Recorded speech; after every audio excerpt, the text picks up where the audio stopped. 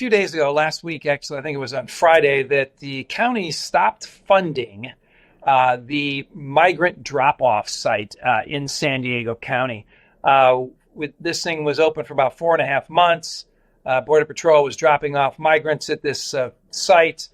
There was nonprofits, NGOs, non-government organizations there that would help the migrants get on their way, get to their final destinations, mostly other parts of the country. And this was costing the county about $1.5 million per month of local taxpayer money. And finally, my colleagues, because I was opposed to this both times we awarded $3 million. I was opposed to this because this is a federal issue. This is an immigration issue. This isn't a local San Diego County issue. And the fact that the federal government should be paying for those funds, not the local government. So that stopped on Friday of last week. And now Border Patrol agents are just dropping off migrants at a transit center in San Ysidro, which is in South County, San Diego. And they're dropping them off at a transit center. And they're just letting them out of buses and saying, see you later. There's no facilities at this transit center. There's no bathrooms. There's no 7-Eleven. There's no place to, use their facilities or buy food or anything like that. And then after about an hour or so, after they're dropped off, another big white bus comes and shows up. It's not a Border Patrol bus, but it's funded by some other organization. I'm not sure who.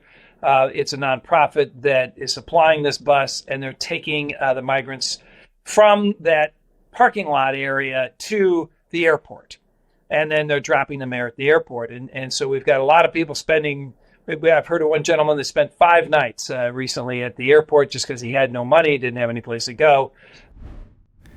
We actually sent our reporters to San Diego to investigate this, and what we found is that some of these buses are not marked, and they call them ghost buses. And actually, a lot of these migrants that are coming, they actually come from China, not the Latino countries, as you would expect. So we made a special report, and everything that's going on in San Diego is actually documented here in this report. We're going to leave you a link in the comments below and the section below so you can read it for yourself. Now let's go back to the opinion. And unfortunately, our airport now, which is kind of the gateway to San Diego for tourism, is housing migrants. So it's not a good situation. The immigration system is just flawed. And what it really comes down to, it doesn't matter what party you're in, people are jumping ahead of the line. That's what the Biden administration is allowing people from all around the world to jump ahead of the line of others trying to get into our country legally and letting them come in first and stay here and establish themselves. And this is causing chaos. It's beyond the capacity that any city or county can manage. And that's pretty much the status quo of what's going on right now. Roughly, we're estimating about 1,500 people have been dropped off since Friday of last week. And so probably more, we might even be closer to 1,800 now today if there was drop-offs today. But there's no end in sight. On January 1st, I was at the border. I was at the Jacumba site where we were getting a lot of people crossing. There's an opening in the fence, and Border Patrol agents are told not to stop anybody coming through the fence illegally. And then these people are just, as they come across, we saw about 10 people come across, and they just go right to the Border Patrol agent and ask for asylum, where then they get put on a bus and then brought to the site here, or dropped off at a transit center now here in San Diego County. So we're getting lots of people here that are confused, don't know where they are, trying to get to Virginia, get to New York, get to New Jersey. We heard all these different places people were trying to get to, and that's the situation right now at the border here in San Diego County. Since September, just with the street drop-offs, and the street drop-offs are not the total number. They're maybe about, 70, 80% of the number, but since September of last year, we've had about 100,000 people just dropped off here in San Diego County. And most of the people that are dropped off here, as I witnessed this Sunday morning when I was there, most of the people being dropped off are single adult males. There's some females.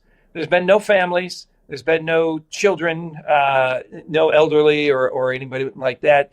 But the ones that are just being dropped off in the streets are the healthy, single adult males predominantly. Some of the people we learned didn't have any money or didn't have any access to money, because one gentleman asked me, how to get to the airport and would he have to pay, to get to the airport or get on an airplane. And I said, yeah, you're gonna have to pay to do that. And so unfortunately, a lot of them are here. They paid whoever it is on the other side of the border or from their original country to get here. And then once they're here, they don't have the resources. They don't have the contacts or whatever to get to where it is, whatever their final destination may be. And even if they do have the wherewithal to buy a ticket or get somewhere, you can't always get a flight right away, or it takes a day or so to buy to get a flight, get on a flight, and it takes some time. So unfortunately, our airport has now become basically a migrant haven for people that are just walking across the border, getting to the head of the line, and being transported first by the Border Patrol and then by nonprofits taken to the airport. We do have a legal immigration system. We do have a process where people can apply and come to this country. But that process is not being followed only because we, the United States, are just allowing people to walk through the border. We like to point fingers at the cartels. We like to point fingers at migrants from other nations, or we like to point fingers at other countries. It's us. It's our border. We should be in control of it. And if we would enforce our own laws, which require someone who is seeking asylum, that they do it from their own country, they don't just come to our border and walk through. But we're allowing that. And we've got embassies all around the world. We have embassies where you can go, if from your country, you can go and apply for citizenship or for a visa or for a pass or to entrance into our country. But because of the fact that this administration, in previous administrations, used to stop people from coming across the border. Even the Obama administration, the Clinton administration, the Trump administration, the Bush administration used to stop people at the border, at the holes through the border. And now this administration is just allowing people to walk in, not allowing the Border Patrol agents to stop them. And then the Border Patrol agents are basically, for a period of time there, the Border Patrol agents are their Uber, and San Diego County was their travel agents to try to get in paying for those costs. And unfortunately, so I think the solution is enforce our current immigration laws. We don't need another new set of laws. We don't need another bill from Congress. We don't need the Congress to appropriate more dollars. We need to enforce our current immigration process, and we're not. We're just allowing people to skirt the process, go to the head of the line, and it doesn't matter what party you're from. Nobody likes people cutting in front of the line, but that's what we're allowing, and that's where the chaos is coming from. If I were a migrant, if I were somebody in another country and I wanted a better life, I don't blame them for coming here. I absolutely don't blame them for coming here. I would do the same thing, but primarily because we've rolled out the red carpet.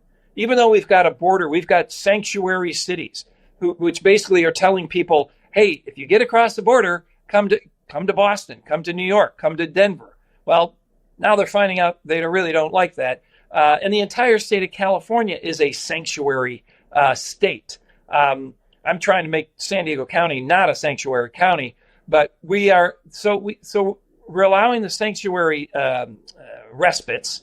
We also in California now are giving free healthcare to every migrant that comes into California.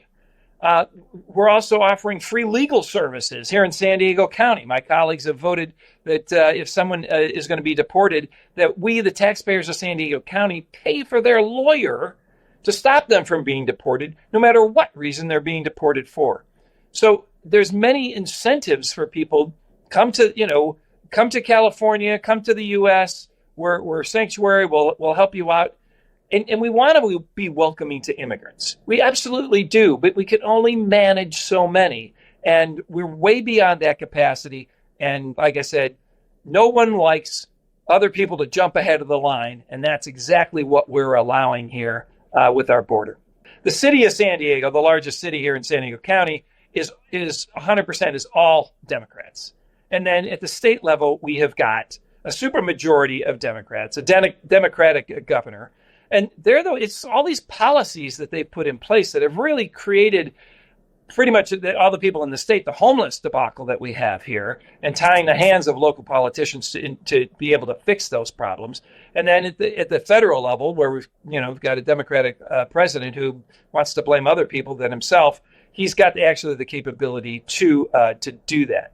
But most people I talk to, and everybody I see, even the Democrats have been saying to me, "Hey, Jim, keep going, keep getting this word out," because they get it that the system's broken. You even hear President Biden say it's broken system and it's his system, but he keeps blaming Congress or somebody else and say, "Well, they won't pass a bill."